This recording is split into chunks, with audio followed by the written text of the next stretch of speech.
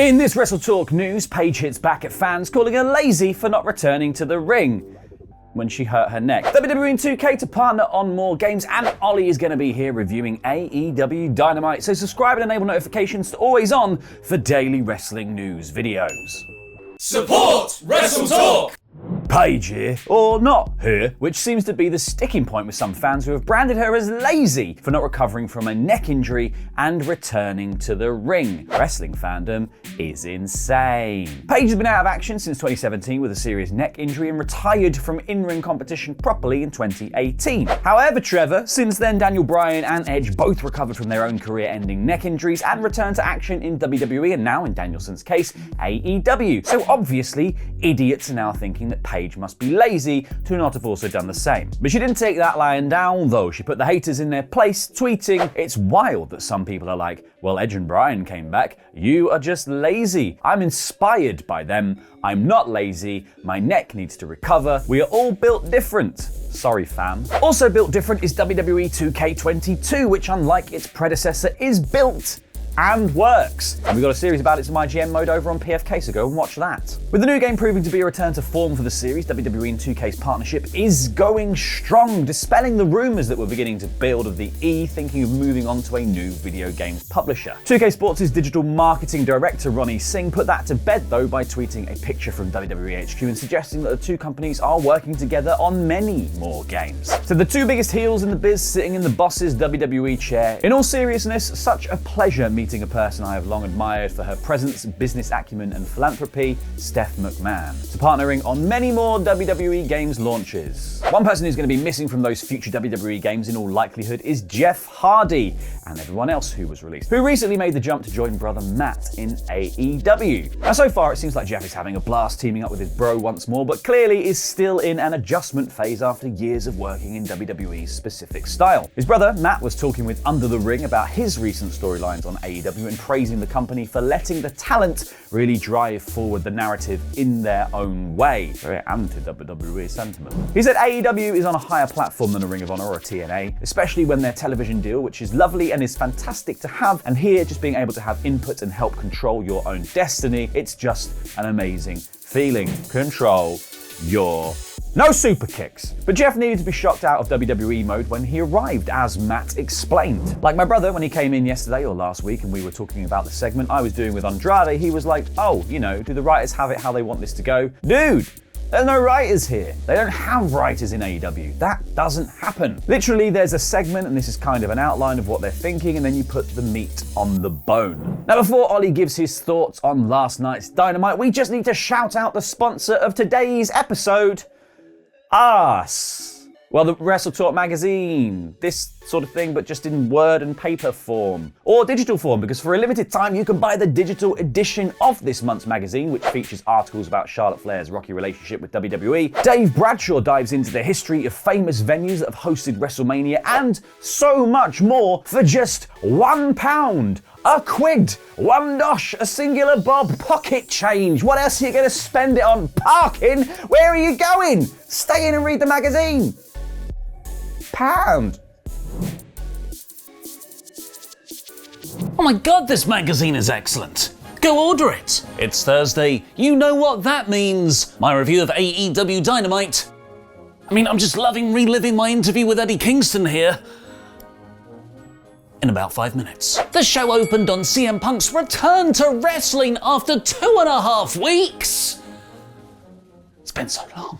To a massive babyface reaction. Just let him do the whole Rampage return entrance every time he comes out. He was taking on Dax Harwood in what could have been one of the grumpiest matches of all time. But FTR appeared to be on the edge of a babyface turn, with Cash Wheeler not interfering, Dax teasing Bret Hart, and just generally getting down to seriously good wrestling without heel tactics. This was a terrific TV match, which not only got over Harwood as a singles competitor, it also showed that Punk has finally gotten past the ring rust return phase of his character following his victory over MJF. Punk reversed Dax's sharpshooter into the Anaconda Vice to win, where he then motioned around his waist to to get a title there, while FTR behaved nobly in defeat, mouthing off to the Gun Club at ringside, who they'll face next week. Don't like excellent classic in-ring wrestling? Well, AEW has you covered with its commitment to variety, as now, here's 8 men throwing themselves off things at each other. Private Party and the Butcher and the Blade took on Sting, Darby Allin and the Hardys in a tornado 8-man tag, where Matt did not get his team's face paint memo. The action started off with a bullet dive from Darby, then a crossbody off the top rope from Sting to the outside, and then somehow escalated. Private Party double side effected Matt off the stage through a table. The Butcher found Darby's one real weakness, stairs,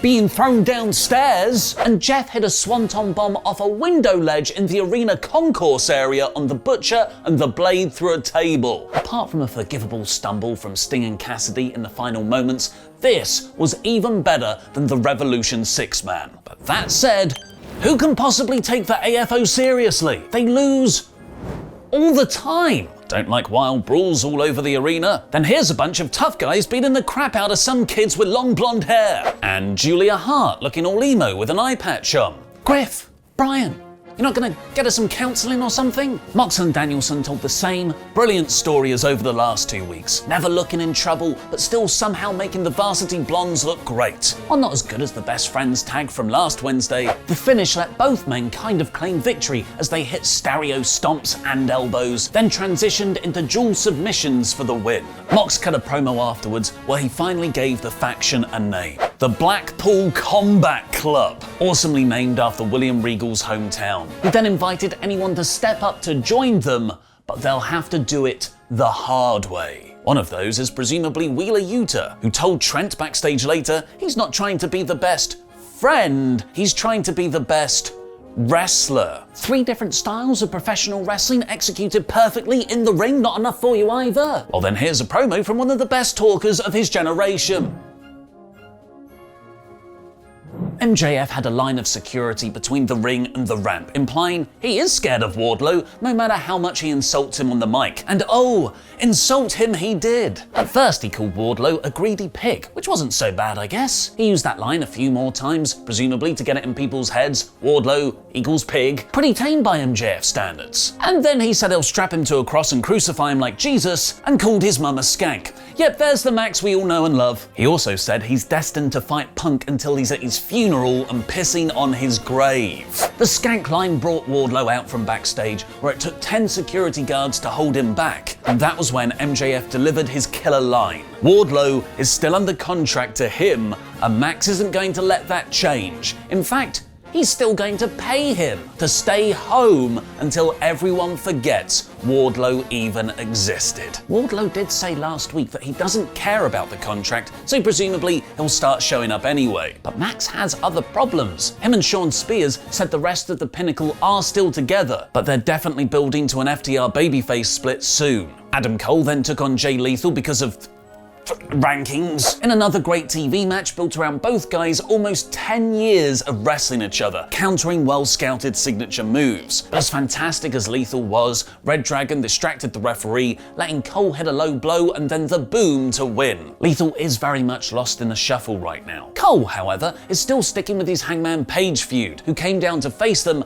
making up for the 2-man disadvantage by whipping everybody with his own belt. Cole, Fish and O'Reilly overpowered him, so Jurassic Express ran down for the save, not the Dark Order, and Cole walked off with the belt. Sammy Guevara and Tay Conti then called out Paige Van Zandt and whoever for an intergender tag match, which was answered by the greatest co-TNT champion ever, Dan Lambert. He declined on Paige's behalf and then kissed his belt, where Sammy revealed him and Tay don't just live rent-free in Lambert's head because of the stuff they did with that belt, they now live in his mouth too. Such a babyface, jizzing on his championship belt. Tay's appearance in the ring was actually the start of the hastily booked women's portion of the show, which was followed by Layla Hirsch cheating to beat Red Velvet in a picture-in-picture ad-break match. Statlander Dark ran down for the save. Jade Cargill was planning her 30-win streak celebration party backstage, and then Thunder Rosa came out for her first promo as AEW Women's Champion, to be immediately interrupted by Vicky Guerrero, then attacked by Nyla Rose, which just so happened to all take place in the same